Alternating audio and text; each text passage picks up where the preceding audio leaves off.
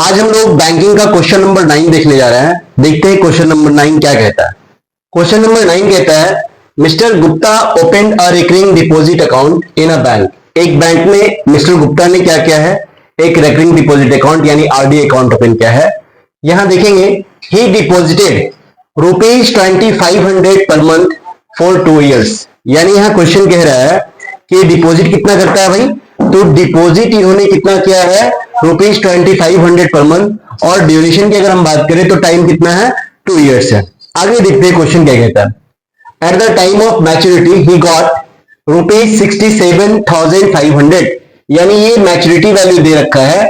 Maturity value कितना है भाई 67,500, और कैलकुलेट करना है total interest earn by mister Gupta, यानी कि टोटल इंटरेस्ट क्या होगा, और दूसरा कैलकुलेट करना है the rate of interest per annum, यानी कि रेट ऑफ इंटरेस्ट क्या होगा। तो चलिए सबसे पहले हम देखते हैं कि गिवन क्या है और क्या फाइंड करना है। तो यहां देखेंगे, तो चलिए देखते हैं सॉल्यूशन। यहां आप देख सकते हैं गिवन क्या है, तो प्रिंसिपल गिवन है P इज इक्वल टू ₹2500।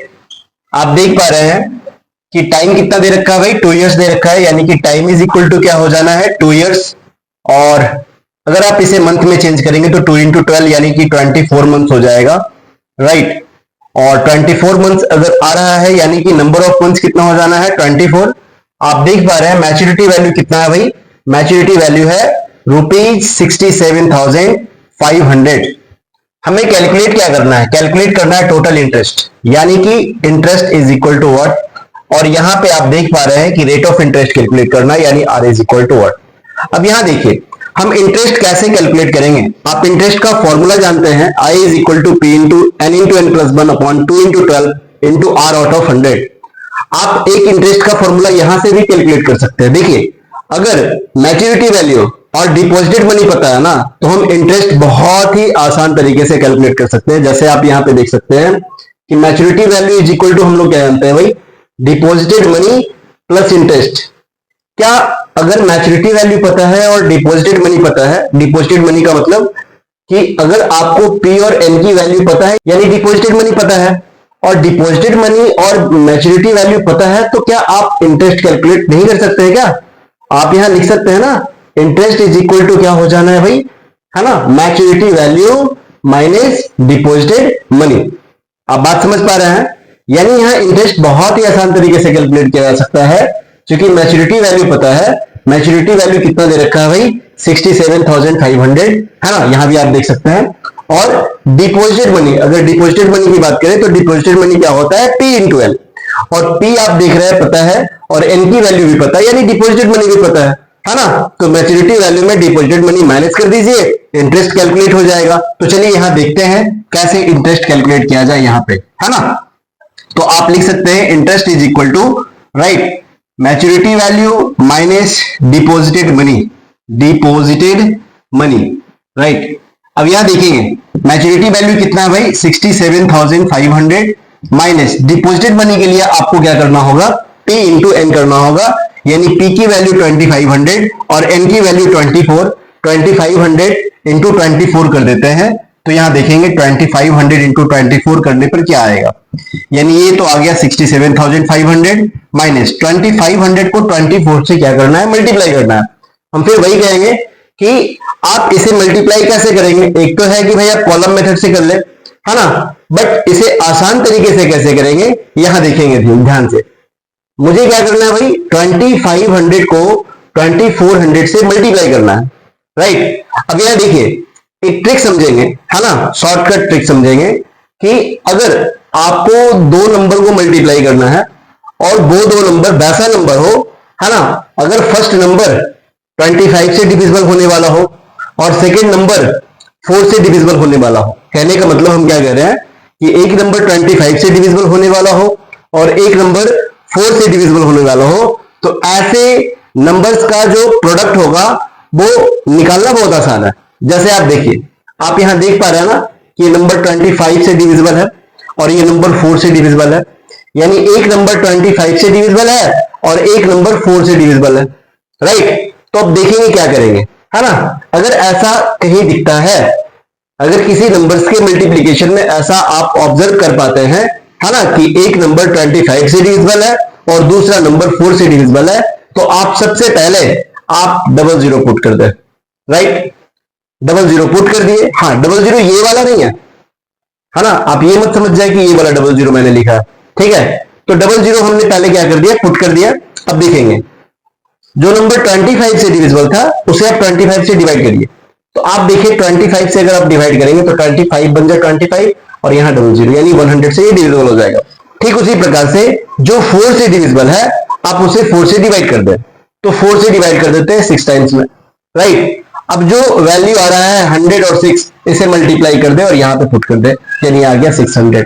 तो अगर आप टोटल देखें तो कितना आ रहा है 60,000। कितना आसान था, है ना। मतलब आपको बस ऑब्जर्व करना है, इस तरह के अगर नंबर आ गए, इस तरह के नंबर अगर दिख गए तो भाई बहुत आसान तरीके से कर सकते हैं, है ना। तो आप देखिए ये तो समझाने की ये था, है ना। आप इसे यहां देखिए, है ना, यानी कि ये क्या हो जाएगा भाई 100 और ये क्या हो जाएगा भाई 6, है ना। तो यहाँ पे क्या आ जाएगा 600 आ जाएगा। अब यहाँ देखिए अगर आप सब्ट्रैक्ट करेंगे तो कितना आ जाना है 7500 आ जाएगा, यानी इंटरेस्ट की वैल्यू क्या आ गया, इंटरेस्ट की वैल्यू आ गया 7500 यानी कि 7500।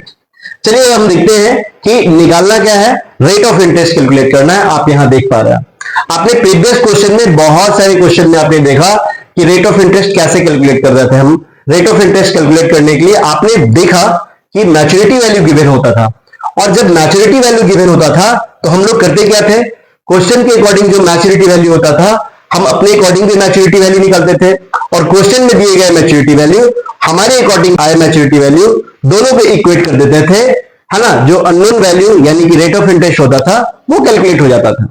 आप यहां देखिए, है ना, यहां तो मुझे दोनों चीज पता है, एक तो मैच्योरिटी वैल्यू भी पता है और अभी अभी इंटरेस्ट भी पता है ना। तो या तो हम अपने अकॉर्डिंग क्या कर ले, मैच्योरिटी वैल्यू फाइंड कर ले या फिर इंटरेस्ट कैलकुलेट कर ले, है ना। और हमारे अकॉर्डिंग यानी कि अगर हम रेट ऑफ इंटरेस्ट को लेट कर लेते हैं R, suppose rate of interest को हमने क्या मान लिया, स्मॉल आर मान लिया, राइट।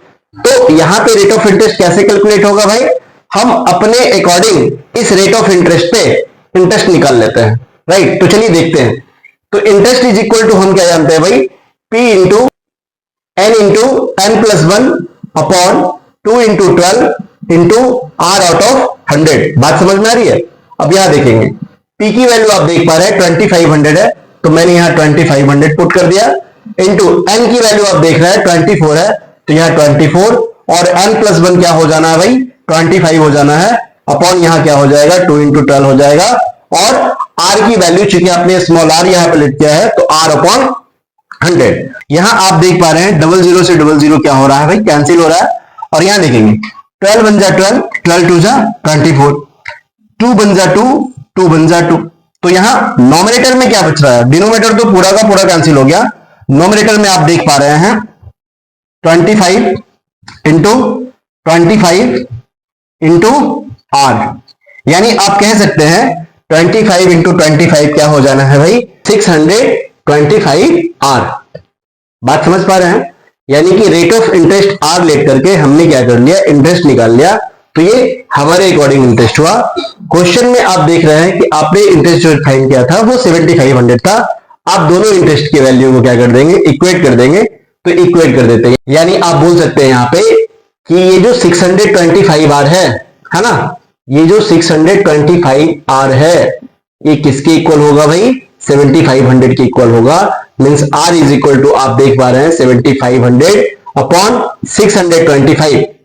अब आप कैंसिल कर लें तो यहां देखिए मैंने पहले भी बताया था कि 25 से कौन से नंबर डिविजिबल होंगे, तो 25 से वैसे ही नंबर डिविजिबल होंगे, है ना, अगर जिस नंबर के लास्ट में या तो 00 दिख जाए या तो 25 दिख जाए या तो 50 दिख जाए या फिर 75 दिख जाए, है ना। जिस नंबर्स के लास्ट में ये दिख रहे हो वो 25 से एग्जैक्टली डिविजिबल होता है। आप देखिए यहां पे ध्यान से, है ना, हमारे पास r is equal to value क्या आया, r is equal to 7500 upon 625।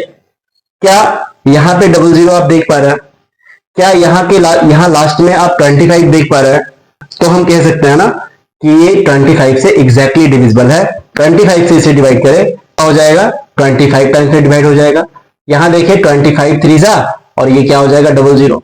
अब आप देख पा रहे हैं कि 25 बन जाए 25, यहाँ 25 बन जाए 25 और 25 टू जाए, यानी R इज इक्वल टू क्या हो रहा है भाई 12 आ रहा है ना। और R हमने क्या लेट किया था, रेट ऑफ इंटरेस्ट, यानी आप कह सकते हैं कि rate of interest is equal to 12% per annum. This is the right answer. तो ये बैंकिंग का क्वेश्चन नंबर 9 हम लोगों ने देख लिया। एक क्वेश्चन और बचा हुआ है एक्सरसाइज 2 में, है ना, वो है क्वेश्चन नंबर 10। इसके बाद हम लोग नेक्स्ट वीडियो में क्वेश्चन नंबर 10 की बात करेंगे। तो एक्सरसाइज 2 जो है उसके सारे क्वेश्चन कंप्लीट हो जाएंगे, है ना। देन हम क्या देखने वाले हैं, टेस्ट योर सेल्फ वाला पोर्शन को देखने वाले हैं। तो इस वीडियो के बाद आगे नेक्स्ट वीडियो में हम उसकी बात करेंगे।